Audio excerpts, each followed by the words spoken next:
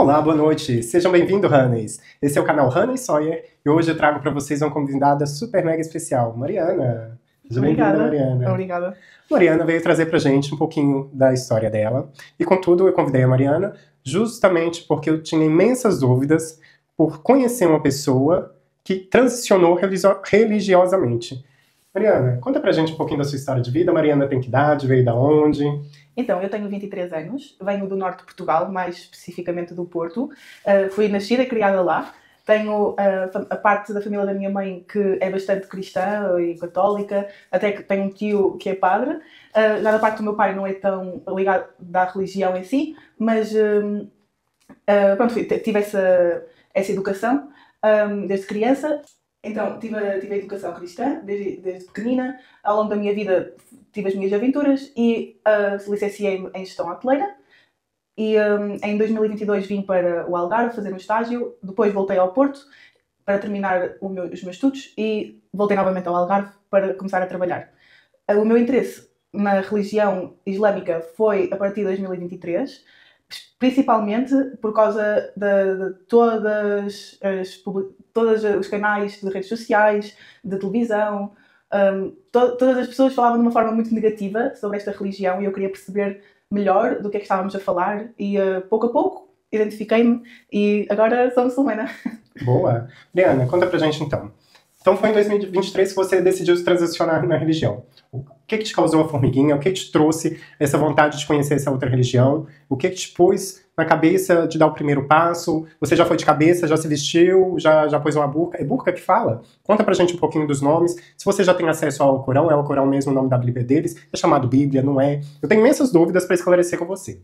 E não só eu, acho que todo o pessoal aqui do canal que estiver interessado nesse vídeo é justamente para tirar essa formiguinha, né? Para desvendar com esse véu, digamos, que traz essa temática, justamente por ser uma religião tão diferente da nossa, da ocidental. É uma religião que ela tem uma temática de vestir-se diferentemente, a alimentação é diferente, o estar perante a sociedade é diferente.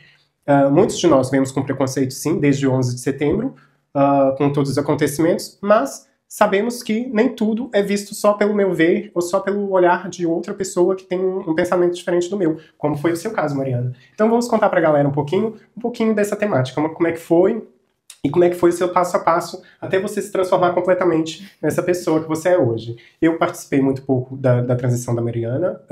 Eu, quando conheci ela, ela já estava na transição final, já foi quando ela colocou o lenço, que ela fala que foi a última etapa de estágio dela na área, mas antes disso eu conheci ela vestida uma pessoa normal e não sequer nem sabia que ela estava fazendo essa transição. Foi para mim uma surpresa muito grande, há 6 meses atrás, quando ela se transicionou, e foi muito deslumbrante, porque eu nunca tinha tido contato sequer com uma pessoa que tinha feito a transição. Já tive, sim, contato com pessoas da religião, que nasceram na religião, cresceram na religião, mas que fizesse a transição é a primeira vez. Vamos conhecer um pouquinho dessa história, então. Obrigada. Realmente é assim, a forma como é praticada a religião realmente é mais visual, vamos dizer assim, acaba por ser um choque visual. Mas relativamente aos ensinamentos é bastante parecida. O meu bichinho por conhecer melhor o Islão veio mesmo porque eu sou já uma pessoa muito curiosa. Sempre gostei de perceber o porquê das coisas, pesquisar melhor do que é que estamos a falar. Sempre fui uma pessoa de porquês. Porquê isto? Porquê aquilo? Então, em 2023, comecei a ver nas redes sociais mais pessoas a falar sobre isto, mesmo pessoas da política a falar sobre o assunto. E eu lá está, perguntei-me porquê, fiquei curiosa. E depois comecei a ver mais vídeos. O Instagram começa logo a mandar todos os vídeos que tu vês e estás interessado. Então comecei a perceber melhor do que é que se trata o Islão e ser muçulmano. E pouco a pouco comecei a perceber porquê. Claro que a primeira coisa que as pessoas falam é as regras e as limitações, mas encontrei no Islão, muito além dessas regras todas, encontrei amor, aceitação, assim, uma paz de alma que eu nunca tive, que nunca experienciei de outra forma. Mas as regras existem. Sim, claro. Existem. Acho que em qualquer religião ou qualquer prática de valores há sempre um limite que a liberdade, no fundo, não nos traz 100% de felicidade. Né? Podes contar-nos umas 2 ou 3 regras só para a gente ter a noção de como funciona? Claro, sim. Por exemplo, quanto à alimentação, que é o não comer porco, e o não beber álcool, ou nem beber álcool, é não consumir nada que te afete psicologicamente o teu estado de espírito. E falar em consumir, Mariana, vou te convidar a consumir o nosso chazinho. A nossa patrocinadora, Abelha Dart, antes que eu me esqueça, nossa grande patrocinadora, Abelha Dart, ofereceu-nos um mel para adoçar essa nossa conversa. E eu trouxe um chazinho para que a Mariana fique super à vontade. Sirva-se. Muito obrigada. Nada. Espero que você goste. É um mel multifloral e é delicioso. Deixa eu aqui depois.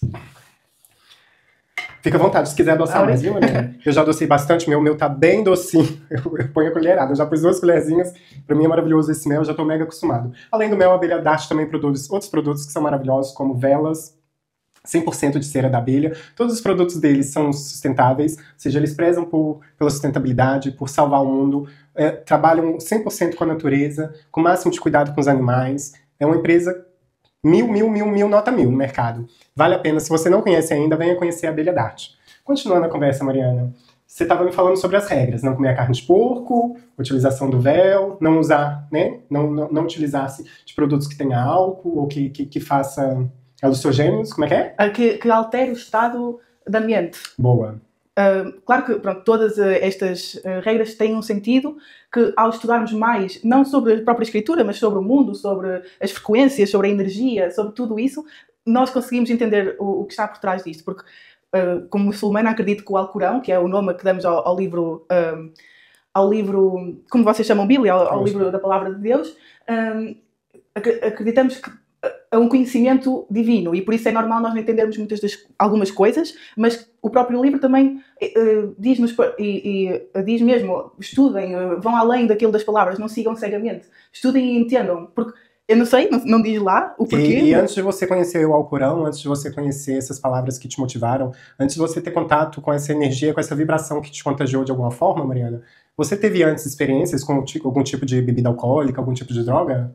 Sim, eu antes de conhecer o Islão, eu posso dizer que era ateia, aliás, eu não acreditava em Deus. Para mim, pronto, sim, existia uma força maior no mundo, mas daí a limitar-me, a ter regras, a fazer coisas que eu não ia perceber, para mim não fazia grande sentido. Então, pronto, eu posso dizer que sim, eu tive experiências com álcool, tive experiências com outras coisas. Mariana, e essas regras que são impostas por essa religião, elas te limitam em alguma coisa?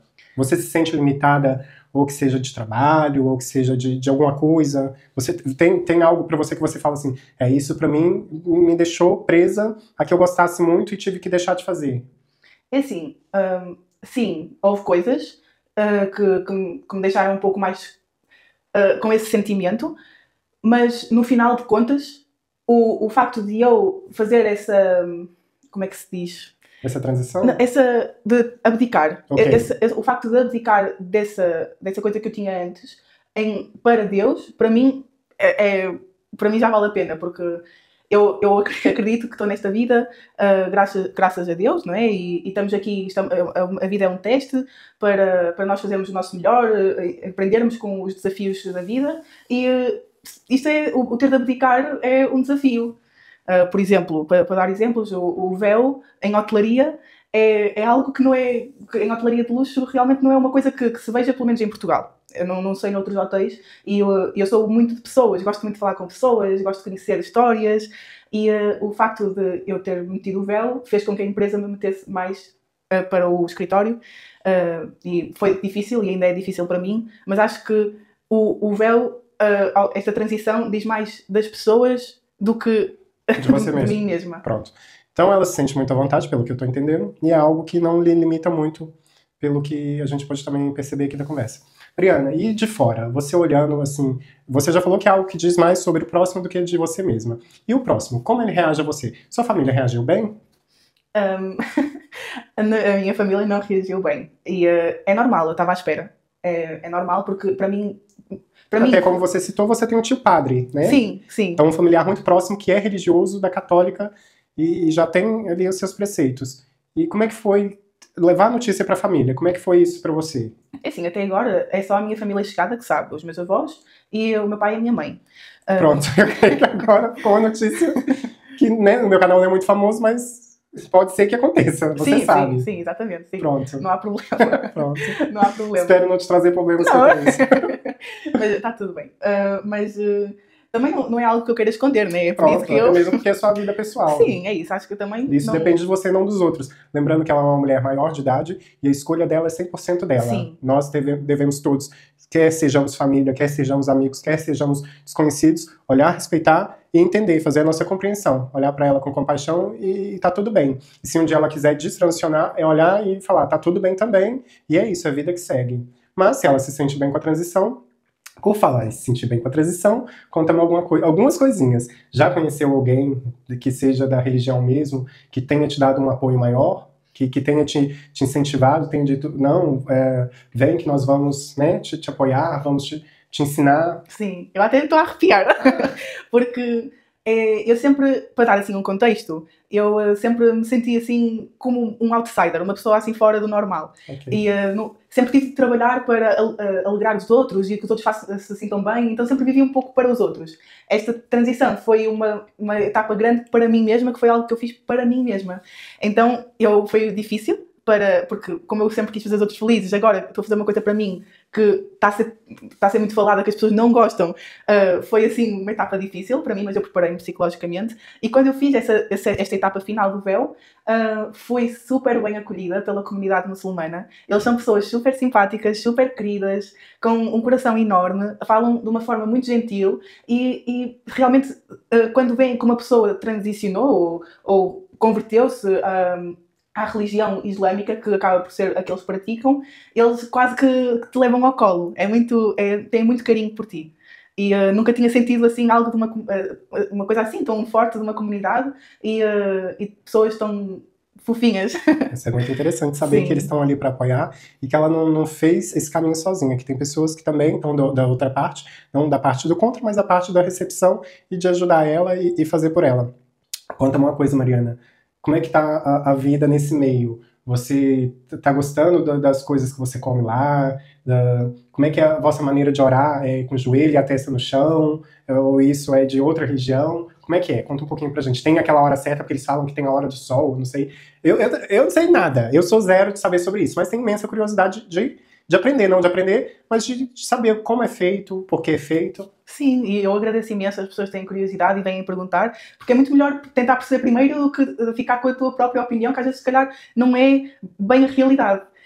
Mas sim, existem horas específicas para rezar e não é rezar sempre a mesma coisa. Tu podes rezar como quiseres, tens ali aquele primeiro capítulo, mas depois pronto, rezas como quiseres e sim, é com a posição do sol. Por exemplo, temos 5 rezas durante o dia. A primeira é antes do sol nascer, que, vamos ser sinceros, muitos muçulmanos não fazem, não acordam para rezar, acabam por dormir e rezam depois, quando acordam, mas o correto seria antes do sol nascer. Depois quando o sol está em pico, que normalmente é ali por volta do meio-dia.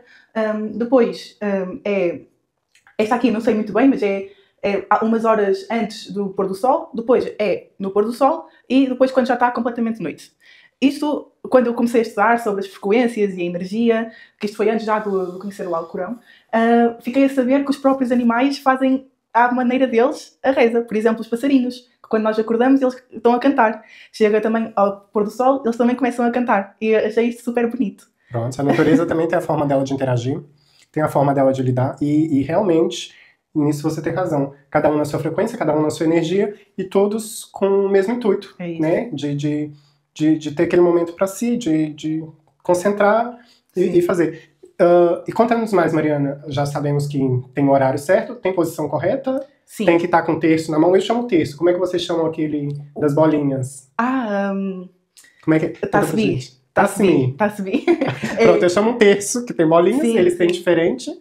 Porque, eu isso ainda não entrei, ainda não consegui saber bem o que é, mas penso que tem 99, mas não quero dizer nenhuma mentira, por isso eu prefiro nem falar. E aquilo a gente faz repetições mas isso é um extra. Okay. É um extra. O rezar é como fazia-se antigamente nos primórdios do cristianismo, é exatamente igual, é descer de joelhos, começar de pé, com as mãos assim ao peito, não é cruzadas, não é assim.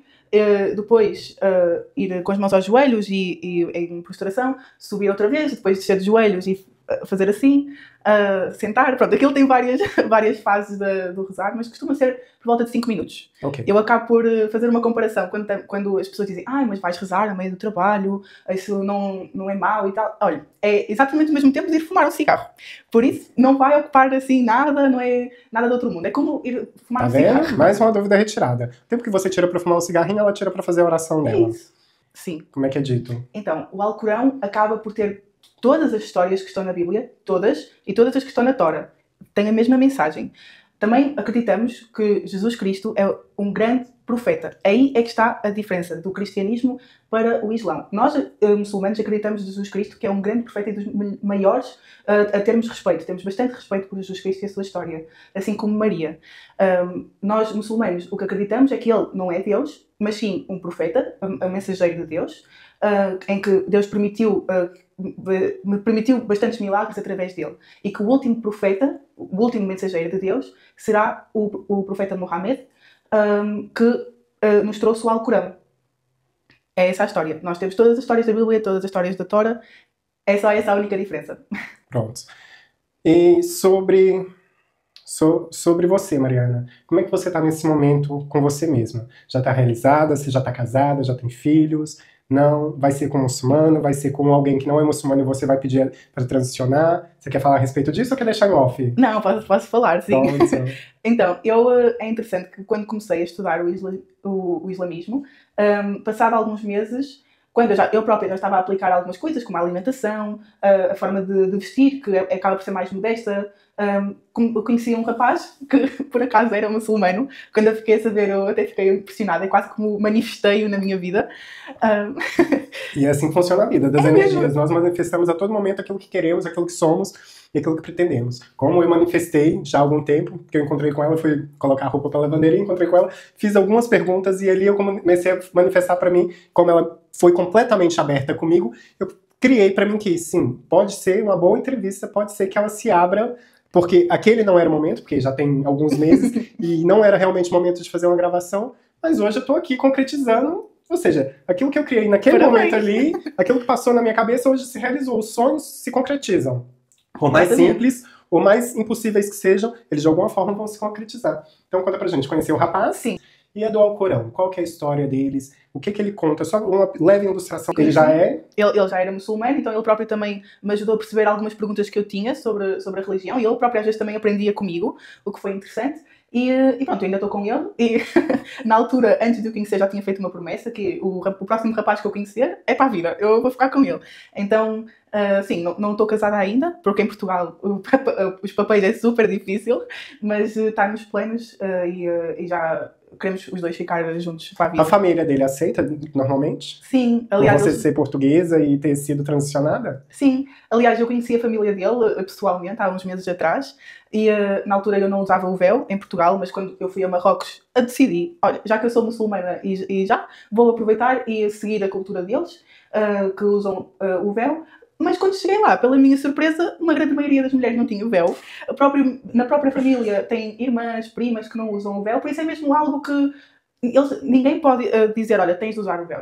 Não podem dizer isto. Até está proibido fazer alguma imposição a alguém. Já que estamos a citar desse usar e não usar o véu, qual o simbolismo do véu para uma mulher islâmica? O que traz esse véu? Qual que é o segredo atrás desse véu? Conta pra gente. Então, isso é uma boa pergunta, porque ainda há pouco tempo eu estava a perguntar-me isso, mas pronto, ao estudar eu fiquei a perceber que, pronto, na altura foi dito para usar o véu às mulheres que já usavam o véu. Foi só um reforço de, olha, usem o véu e está bem aqui, esta parte daqui e o cabelo, para a vossa própria proteção. Mas antes de dar essa regra às mulheres, antes disso está a dizer, os homens têm de baixar o olhar. Por isso, antes de dar alguma indicação às mulheres, dá aos homens. Os homens têm de baixar o olhar e ter respeito para as mulheres. E as mulheres têm de usar as roupas de forma modesta e usar o véu, tapar o busto. Mas o próprio véu acabou por também ter muito significado. Na parte do Islão, representa uma mulher de força, uma mulher que é fiel aos seus valores, uma mulher que é leal à família, aos amigos, é uma mulher dedicada, acaba por ser um simbolismo de uma mulher forte. E a verdade é que todas as mulheres que vejo a usar o véu realmente são mulheres que passaram por muita coisa, mas que se mantêm muito queridas. E pronto, agora com... A mulher islâmica, ela pode usar maquiagem? Pode, sim, é assim. Não há nada que eu tenha visto no Alcorão que diga que não. Aliás, até tem uma cultura muito grande à volta da maquilhagem e o que elas costumam usar, pelo que eu percebi no Egito e em Marrocos, é mais maquilhagem natural, à base de produtos naturais. Mas maquilhagem assim não há problema nenhum, desde que não a usas porque não gostas de ti mesma. Porque tu foste criada por Deus, não é? Então, se fores a usar porque não gostas de ti mesma, a tapar aquilo que Deus te deu, aí... Sobre esse não podes fazer, né, contra aquilo que tu és. Vamos supor, eu sei que a Mariana tem uma cabeça muito aberta, tanto que está aqui comigo no meu canal, senão não estaria, porque ela me conhece e sabe que eu sou uma pessoa completamente fora da caixinha. Sou uma pessoa homossexual, que vem de uma família muito grande, de pais separados, com várias madrastas, vários irmãos, e isso... Para conviver com pessoas assim, ela não tem nada que lhe trave. Ela é uma pessoa supermente aberta. Ela realmente é abertíssima a todo tipo de comunidade cá no mundo. Mas seguindo essas regras mais rígidas que você segue, vamos supor, é só uma suposição, atenção, vamos supor o que acontece de você ter um filho e ele vir mais delicado como eu. Seria aceitável para você? Não seria aceitável? É assim, é o meu filho, eu vou amá-lo 100%, seja por onde der. Eu vou dar a educação que a mim me cabe dar. Agora, se ele cair assim mais delicado, ele tem de seguir a sua motivação e é a sua vida e ele há de ter as suas dificuldades. Vai respeitar. Eu tenho de respeitar. Pronto, é isso. Eu tenho de respeitar. Mas uma pequena questão, Mariana. A mulher muçulmana, ela pode mostrar o tornozelo? Não pode? É pecado? O que gera contra isso? Elas podem ir na praia? Se vão, tem que ir coberta? Pode usar um biquíni? Como é que funciona isso? Isso aí me causa... A Jade, a gente via que a Jade jogava um véu e ia pra praia de biquíni. Mas era novela. E na realidade, como é que isso funciona? Conta pra gente. Então, a forma de vestirmos tem de ser modesta. O que quer dizer ter cuidado à silhueta, porque nós podemos estar todas tapadas, mas se dá para ver a silhueta, até a forma de todo o teu corpo, isso também já não é modéstia. O intuito é porque chamar a atenção ao teu corpo quando o que tu és realmente é o que está na cabeça. Então é seguir esse pensamento. Se seguirmos esse pensamento, mostrar a tornozelo, pronto, olha, se calhar um bocadinho é de evitar, não é que seja pecado, pronto, é de evitar só porque pronto, é menos modesto. Mas pronto, olha, eu às vezes mostro um bocadinho, não é por aí. Mas depois, relativamente à praia, sim, é para ir tapadinha. O biquíni dá para usar se for numa praia de mulheres. Existe mesmo algumas praias no Dubai ou assim, mesmo só para mulheres. Mesmo no ginásio também é preciso ir assim um bocadinho mais modesta, mas hoje em dia já há muitas marcas... Podem usar calças? Podem, desde que sejam largas. Ok. Aí. Okay, então podem ir ao ginásio no amor, porque existem treinos larguíssimos e as pessoas podem expor super confortáveis para tal. Mariana, vamos falar mais um pouquinho então. A mulher perde alguma autonomia, ela, por exemplo, tem que deixar de conduzir, porque até onde eu me lembro, foi autorizado que as mulheres em alguns países desses islâmicos pudessem dirigir só, né, mais recentemente. Isso pode acontecer, vocês podem trabalhar, conduzir, podem ter uma vida, digamos que livre, né, normal, ou tem que se prender e completamente ir para casa, ficar à espera do homem? Como é que funciona isso? Eu também tenho essa dúvida. Sim, e é importante esta dúvida, porque aquilo que é praticado nesses países é um radicalismo que já não é a religião. Porque o próprio profeta, Mohammed, teve algumas mulheres, pronto, e todas as mulheres que ele teve foram mulheres de muita força. Uma delas começou... foi presidente, ou assim uma figura política na altura. Foram sempre mulheres de revolução. Por isso de limitar as mulheres, isso é contra a religião, porque no próprio Alcorão fala que nos pés da mãe está o paraíso. É tão importante a mulher em todo o Alcorão que isso são mais práticas da religião. Por isso, sim, as mulheres podem conduzir, podem trabalhar, podem fazer o que lhes apetecer. Já os homens têm bastantes responsabilidades em cima deles. Já as mulheres têm o poder de fazer tudo o que lhes apetecer, claro, dentro do respeito ao outro, não é?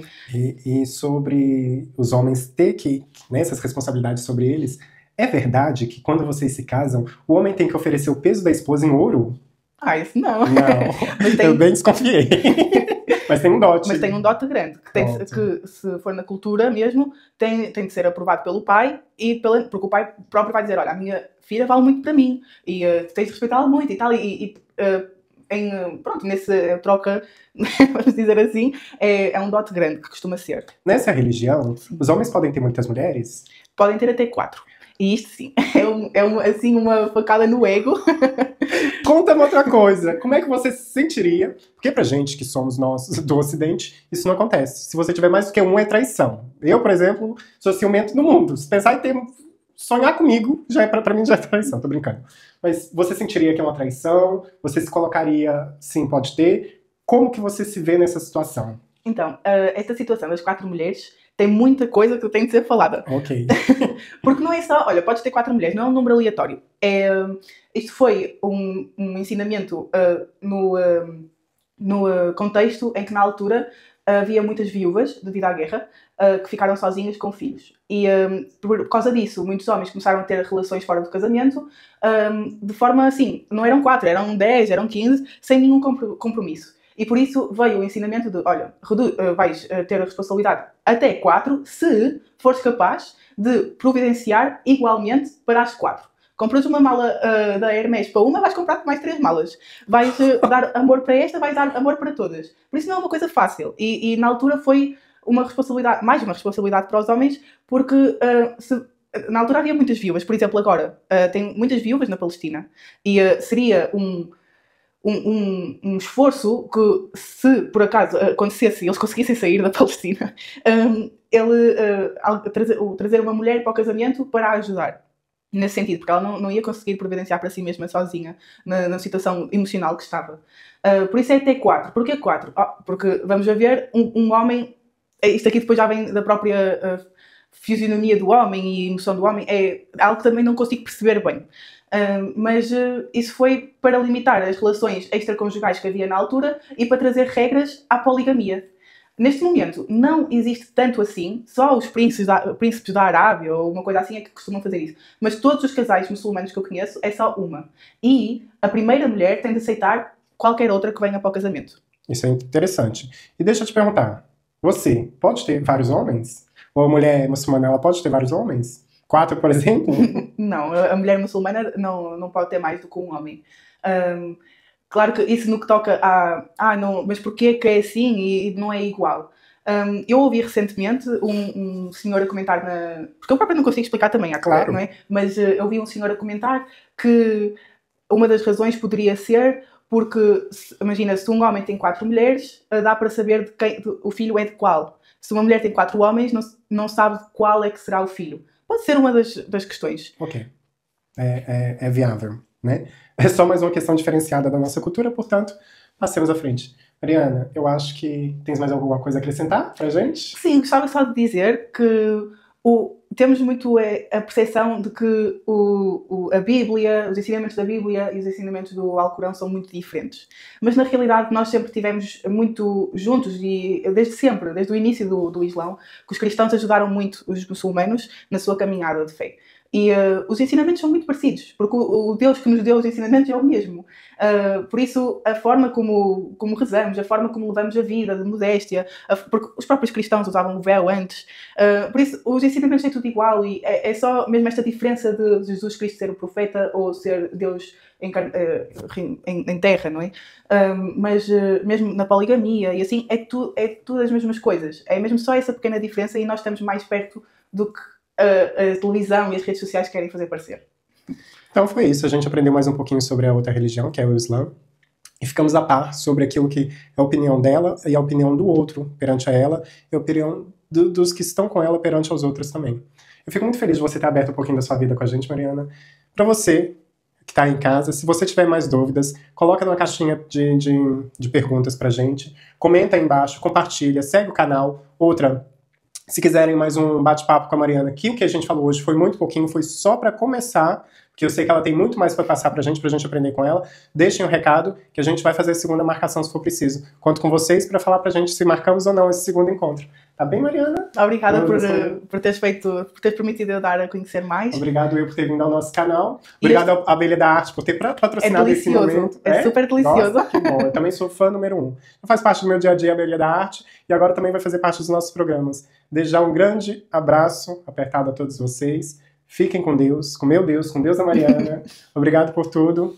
Mari, obrigada, amiga. Obrigada. Seja sempre bem-vindo ao meu canal. Obrigada. E não esqueçam de dar o like. Like pra nós. Hannes, conto com vocês. Até a próxima.